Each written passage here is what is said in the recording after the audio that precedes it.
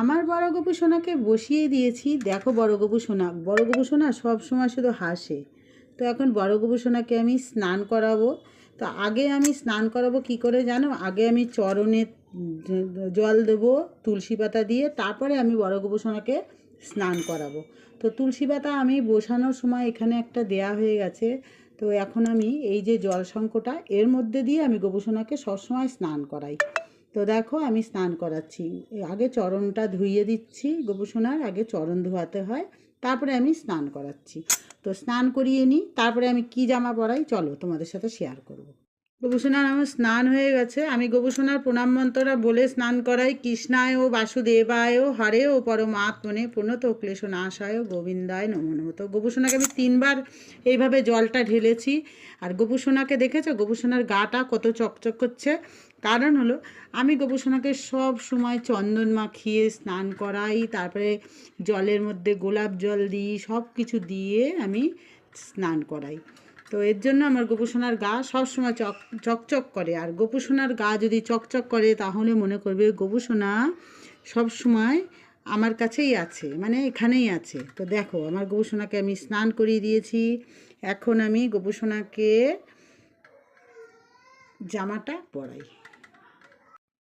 আমার গোপুসোনার সাজটা কেমন লাগছে তোমরা অবশ্যই বলবে। তো দেখো আজকে আমি মাথায় পাগড়ির মতন করে বেঁধে দিয়েছি।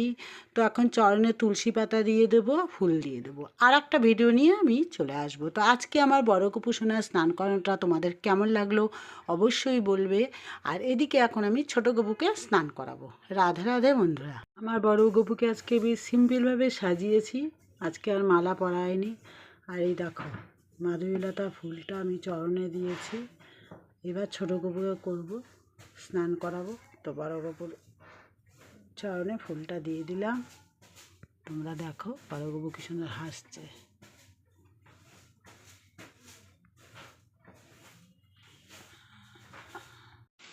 আজকে আমি এতগুলো মাধবীলতা ফুল পেয়েছি। মাধবীলতা আর সাদা ফুল যেটাকে বলা হয় ছোট টগর ফুল, এগুলো তো তোমরা জানোই, এগুলো হলো ছোট টগর ফুল। দেখো আর এই যে ফুলটা দেখাচ্ছি, এই যে এটা তো মাধবীলতা তোমরা জানোই।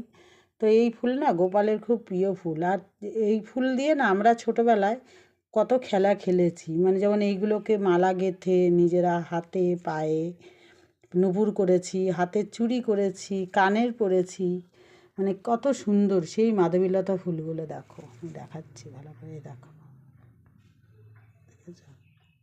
এই দেখো কিন্তু জুম করেও হচ্ছে। দেখো এগুলো হলো মাধবীলতা ফুল, তোমরা তো নিশ্চয়ই জানো। কমেন্টে তোমরা বলবে এটা কী ফুল। সামনে নিয়ে দেখাই, এই দেখো, এই দেখো